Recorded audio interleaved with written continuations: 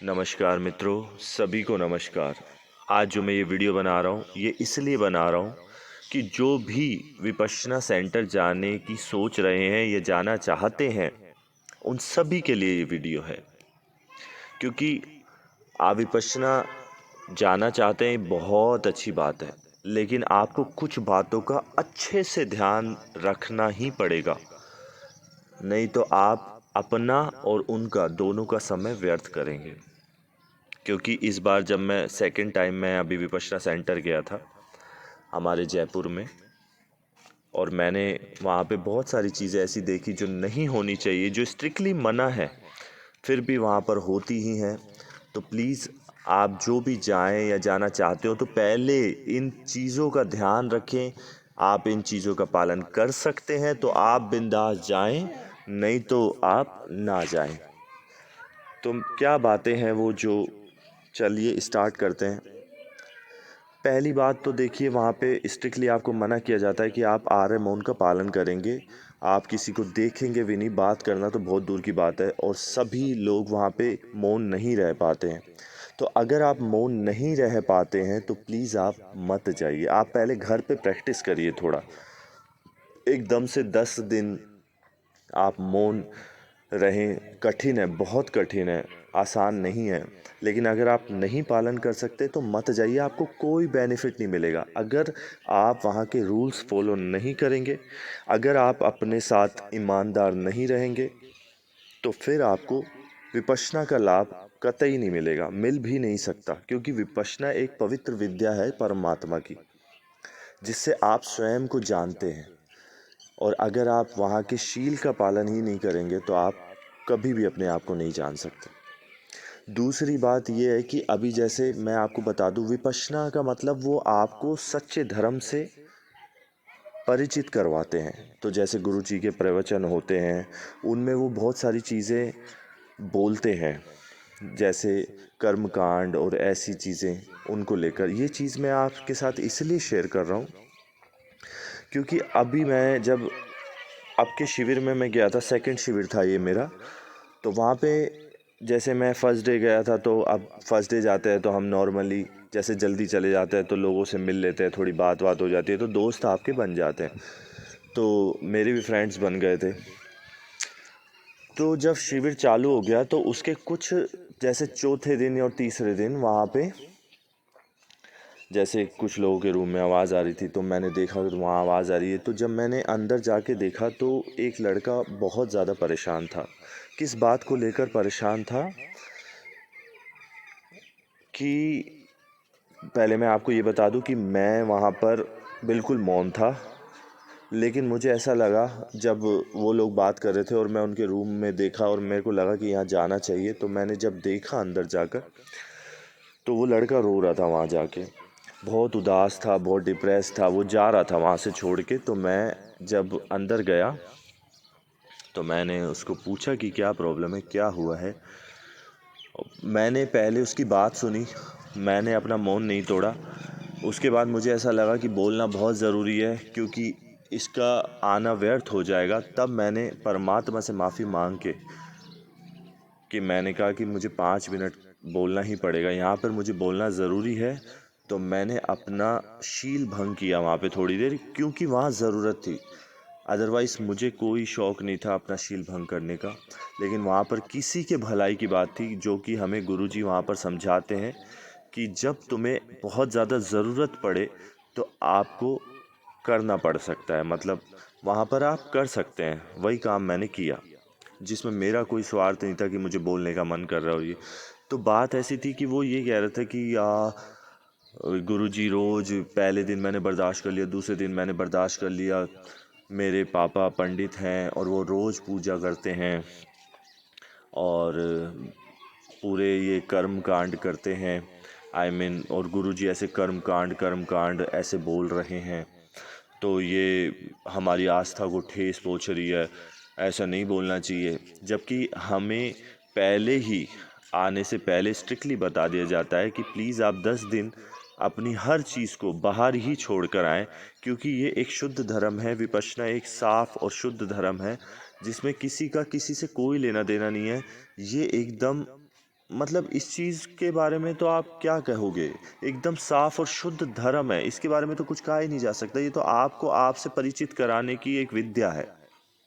ये आप अपने आप से परिचित होते हो, अपने बारे में जानते हो, सच्चाई को जानते हो, जो आपके भीतर है उसको जानते हो आप। तो पहले ये सब चीज़ें बता दी जाती है कि आप किसी भी तरह की ये सब चीज़ें, जो भी आप बाहरी चीज़ें करते हैं, आप प्लीज़ 10 दिन के लिए इनसे परे हो जाएं। वो पहले ही कहते हैं आने से पहले। तो वो बोल रहा था कि मेरे पिताजी ऐसे करते हैं, मुझे दुख हो रहा है गुरुजी, हमें ही टारगेट कर रहे हैं। मैंने कहा भाई वो तुझे टारगेट नहीं कर रहे, मुझे मजबूरन वहाँ पे बोलना पड़ा। अब वो तुझे टारगेट नहीं कर रहे, वो सिर्फ ये बता रहे हैं कि इनसे हमारा कल्याण नहीं होगा। और रही बात, दूसरी बात, अगर आपको फिर भी ऐसा लग रहा है, क्योंकि समझाने से समझ नहीं आती, अगर फिर भी आपको ऐसा लग रहा है तो आप इसको सिर्फ एक 10 दिन की, मतलब आप पिकनिक समझ के, मतलब आप ये समझिए कि एक पिकनिक है। कोई ज़बरदस्ती, ज़ोर ज़बरदस्ती थोड़ी आपको ये कह रहा है कि आप इसको फॉलो करो ही। आपकी आज़ादी है, आप इसे अपनाओ मत अपनाओ, जो करना है करो, लेकिन आप 10 दिन इतनी मुश्किल से, क्योंकि 10 दिन अपने जीवन के निकाल कर आना, अपने काम को छोड़कर, अपने परिवार को छोड़कर, अपने मित्रों सज्जनों को छोड़कर आप 10 दिन के लिए, कितनी मुश्किल से आज के समय में 10 दिन निकाल कर आना बहुत बड़ी बात है। तो मैंने कहा भाई आप मत जाओ, ये अच्छा बात नहीं है। आपने 4 से 5 दिन पूरे कर लिए, मात्र 5 दिन बचे हैं और 5 दिन आप आराम से कर सकते हो।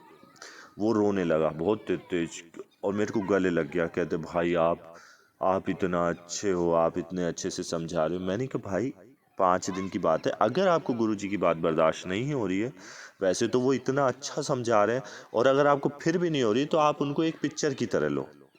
आप उनको अपने ऊपर मत लो, आप उनको देखो कि एक पिक्चर चल रही है, जैसे कि आप मूवीज़ देखते हो। जो एज इट इज़, जो हमारी बात हुई, जो सच्चाई बात हुई, वो मैं आपको बता रहा हूँ। एज इट इज़ एक पिक्चर की तरह देखो और अपनी साधना करो, उनको सीरियसली मत लो। ठीक है, अगर आपको बुरा लग रहा है तो फिर भी चुप हो गया। उस वक्त तो उसने थैंक यू कहा मुझे, और मुझे पता लगा दूसरे दिन वो वहाँ से चला गया। तो ये वीडियो बनाने का मेरा यही मकसद था मेरे दोस्तों। और कितने लोग आते हैं और चले जाते हैं। तो कोई 2 दिन में चला जाता है, कोई 4 दिन में, कोई 5 दिन में, कोई 6 दिन में चला जाता है।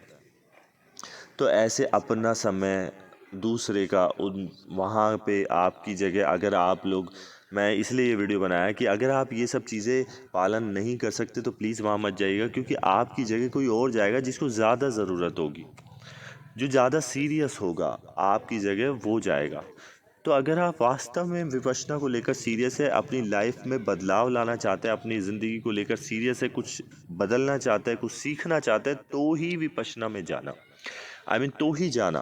क्योंकि 10 घंटे वहाँ पर ध्यान होता है, एकदम से लाइफ में परिवर्तन आ जाता है, मुश्किल होता है, मैं जानता हूँ बहुत ज़्यादा मुश्किल है, लेकिन अगर आप वास्तव में अपनी लाइफ बदलना चाहते हैं तो ये बहुत बेनिफिट है, बहुत ज़्यादा।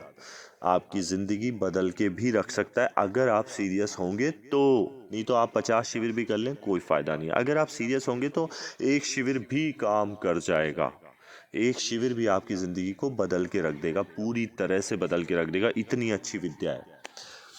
तो मेरे दोस्तों, एक तो वहाँ पर आप ये बात अच्छे से ध्यान रखें कि मौन का पालन करना है, आपको आर्य मौन का पालन करना है। दूसरी चीज़ आप ये ध्यान रखें कि ये, अगर आप इन चीज़ों में पड़े हुए हैं कि ज़्यादा आप ये करते हैं कि मेरा धर्म, मेरा ये, मेरा वो, मेरी चीज़ें, तो आपके लिए कतई वो जगह नहीं है। अगर आप वास्तव में इन चीज़ों से ऊपर उठ गए हैं, अगर आपको लगता है कि मेरे को सत्य को जानना है, मुझे परम सत्य को जानना है, जो स्वयं भगवान बुद्ध ने जाना था, मुझे वो जानना है, तो आपके लिए वेलकम है उधर, बहुत अच्छी जगह है वो। अगर आपको फालतू बातें करनी है, अगर आपको ये सब करना है कि मेरा धर्म बड़ा है, मेरा धर्म छोटा है, तो आपके लिए वो जगह उचित नहीं है। आप अपना भी टाइम ख़राब ना करें और उनका भी टाइम ख़राब ना करें। और दूसरी बात ये कि अगर आप जाना चाहते हैं तो पहले घर पे प्रैक्टिस करना चालू करिए, क्योंकि एकदम से आप 10 घंटे रोज़, 10 से 11 12 घंटे वहाँ पे ध्यान होता है। 10 घंटे होता है, सुबह 4:30 बजे से रात को 9 बजे तक आपका ध्यान होता है। बीच में कुछ कुछ गैप होते हैं खाने पीने के लिए, रेस्ट करने के लिए। घर पे थोड़ा 1 घंटा आधा घंटा रोज़ प्रैक्टिस करें, थोड़ा अपने आप को प्रैक्टिस में लाएं। क्योंकि मैं जब गया था तो पहले से बहुत प्रैक्टिस करता था। ये मैं अगले वीडियो में आपको बताऊंगा कि मेरी कितनी तैयारी थी और मुझे क्या क्या बेनिफिट्स हुए, वो तो मैं शब्दों में ही नहीं बता सकता। ठीक है, वो मैं अगले में बताऊंगा। यही मेरे को कमियां बतानी थी। अगर आप वास्तव में तैयार नहीं हैं इस चीज़ के लिए तो मत जाना। अगर आप सत्य की वास्तव में खोज करना चाहते हैं तो आप बिल्कुल जा सकते हैं, आपके लिए है। आप वहाँ पे नियम का पालन करेंगे तो ही आपको बेनिफिट्स होंगे। बाकी सब मालिक भला करे। मेरा ये वीडियो बनाने का यही मकसद था कि आपके पास ये जानकारी पहुंचा दूं।